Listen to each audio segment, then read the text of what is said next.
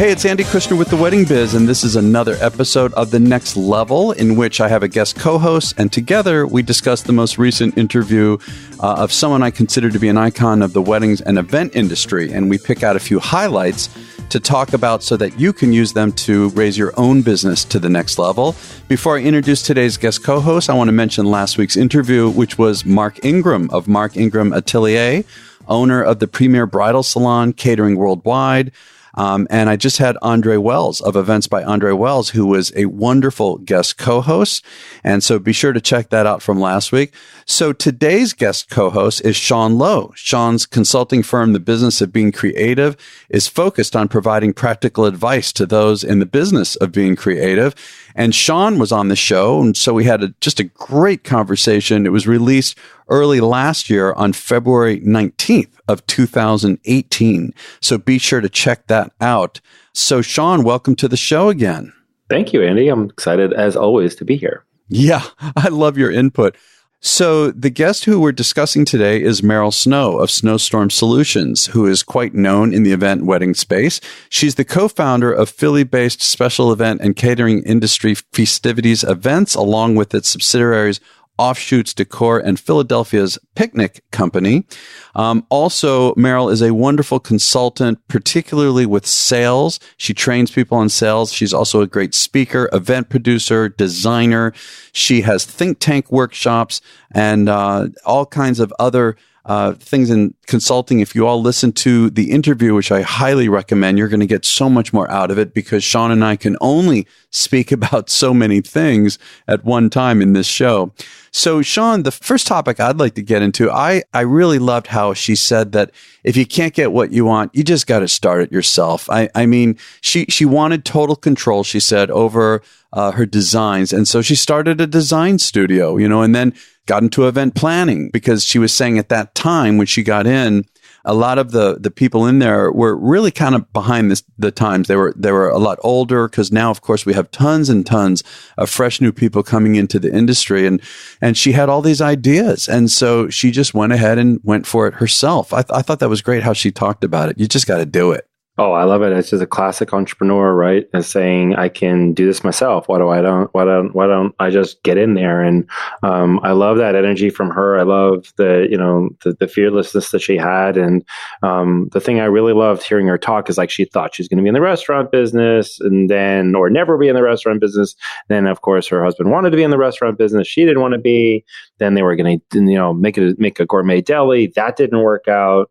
And so just that idea of like, we'll pivot, we'll keep going, and just keep the next, right? I thought it was fantastic.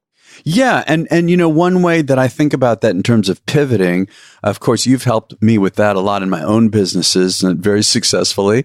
And with her, she talked about, connected to her personal signature and her brand. And in terms of pivoting is that she did not follow trends, rather she set them. And that is what fueled her and her company. And that is what led to many pivots is again, that desire to take control. It's the same thing, right? She's going to be the trendsetter. Mm-hmm. Oh yeah, I think that's a wonderful statement, and it is, it's a personality type, and she definitely talked about personality types too, and it's the willingness to just go for it, the willingness to know that there's always a tomorrow if today doesn't work out, right? Yes, and also I had not heard anyone talk about this, though I've done this in my own career, is getting awards, and the way she framed it was her desire, of course, to grow and again to set trends. And so in order to do it and to stake claim to the trends that she's setting, I thought that was really cool, was to go ahead and go to these various conferences. Of course, many of them, there's NACE and special events and event solutions, and there's so many, but she would go ahead, fill out those submissions. They are lengthy. They're not easy to do. Get a lot of nominations, get the awards. And I remember, getting that same advice long ago with my entertainment company, Kushner Entertainment. And I made a concerted effort. I decided I am going to go after these. And so there's so much to say about it, but summary is that she didn't talk about this, but for me, as you're doing the award, you don't want to, of course, do anything just to be able to get a nomination and an award, but I made damn sure that I documented everything I did, and I took lots of notes on it, because 8 months later, a year later, I'm going to write it up. And sure enough, I got a lot of awards. I got a lot of nominations. It got a lot of recognition. And again, in some areas where I felt I set trends, it put it out there to the public. So I thought that was cool too.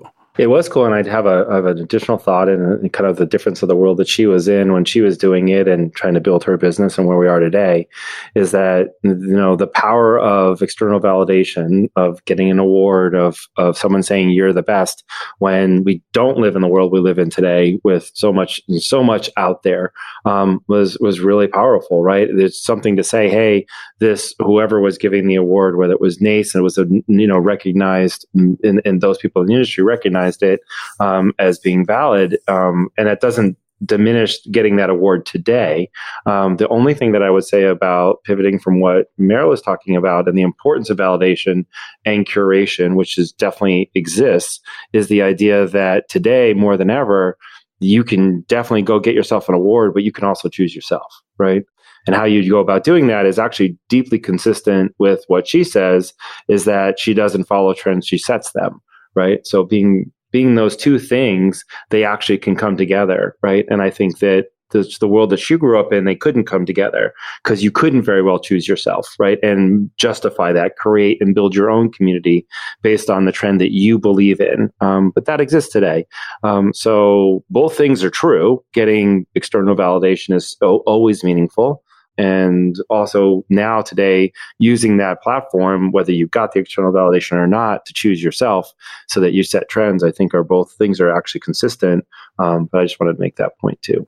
No, I like that again. And I, in terms of choosing yourself, I mean, it's interesting. I have a certain level of confidence, and yet there are those moments when, if it doesn't seem like it's manifesting through business or through monetization or something like that, I start to question. And I love that idea of really, essentially, you've got to just believe that what you're doing. I mean, I guess the tough thing, Sean, I want to ask you, as far as I know you deal with this with clients, is this is a tough question, but how to determine the point where, okay, you've been, let's say, using that term, choosing yourself, but it's not quite manifesting the way you want. How do you make that decision to keep going or to not keep going?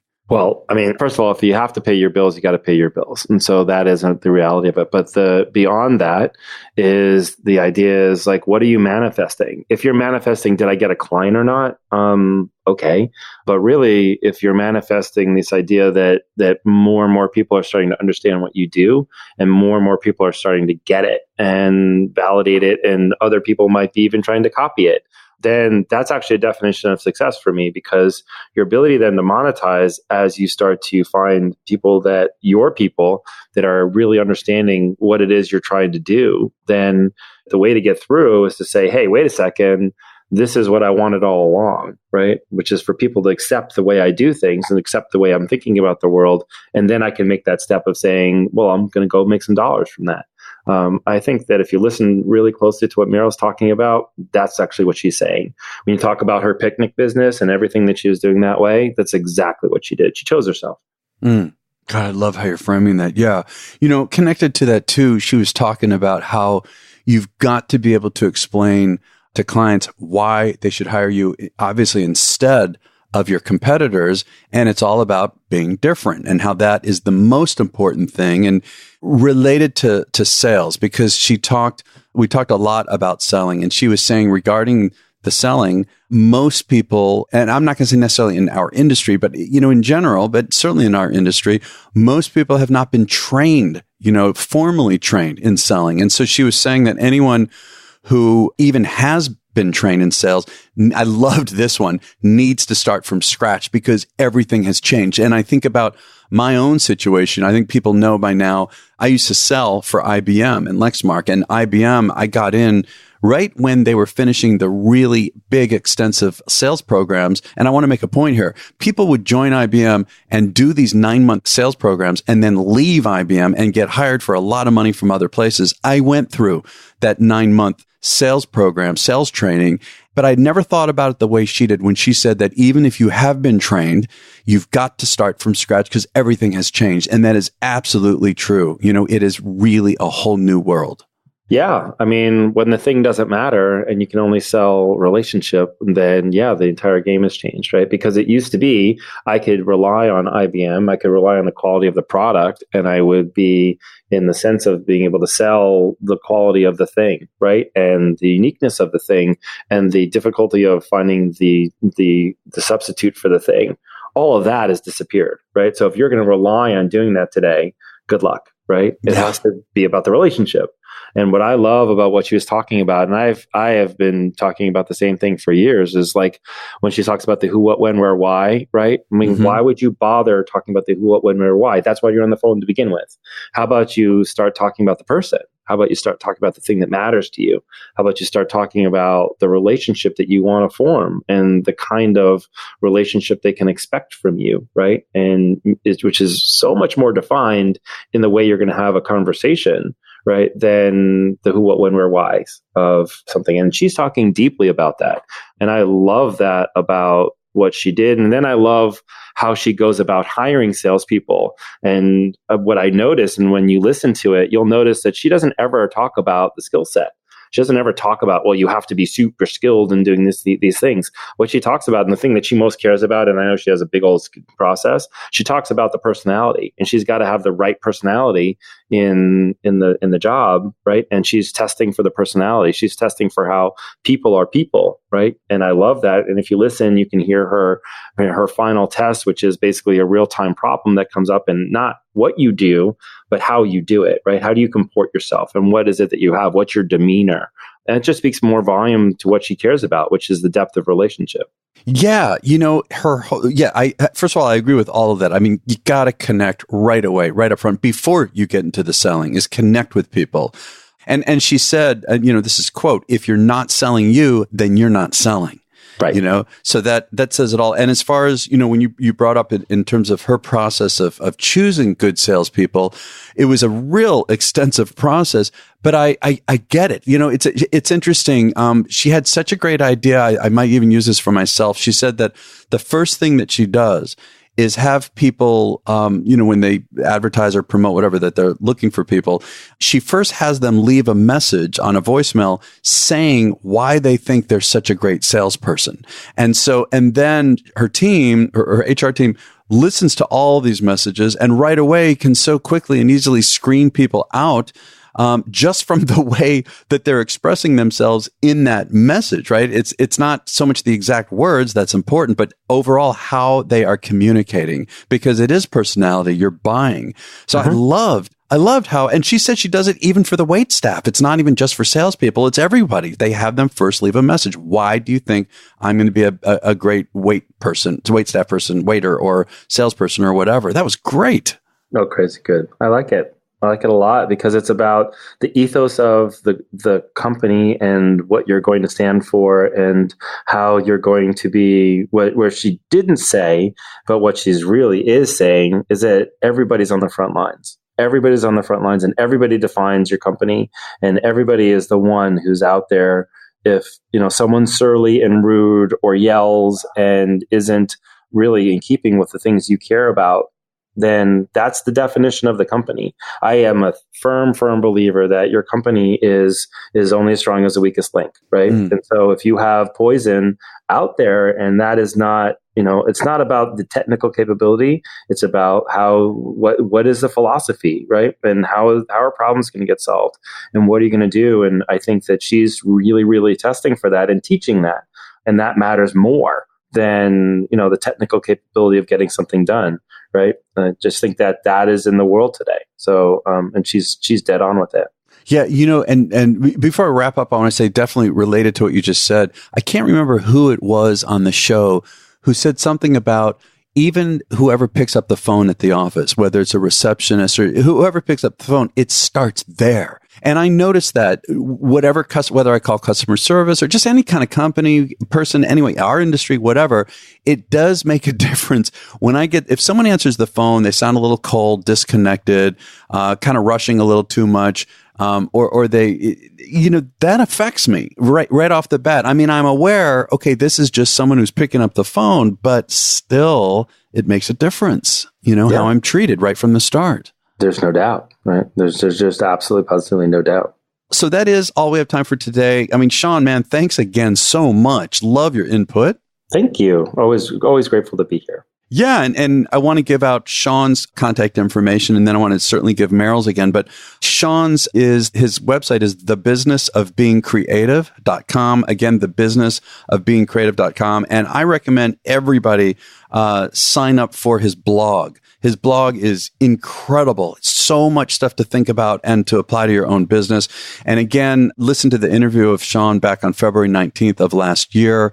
Also want to mention Meryl's way of finding out more about her. You can find out at merylsnow.com. That's MERYL, merylsnow.com. Her social media handles on Facebook is Snow Consultant and also Meryl Snow. And then on Instagram, she's at Meryl Snow. All of this is in the show notes for both Meryl and Sean at theweddingbiz.com.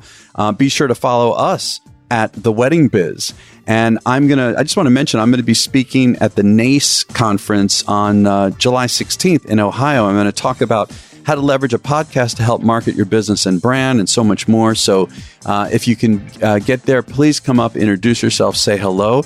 And before we sign off, I want to mention next week's episode is David Mon, a super, super high-end planner and designer out of New York City, works internationally, and it was a real treat. I was so fortunate I got to go to David's home, which certainly reflected his business. It was stunning, absolutely stunning.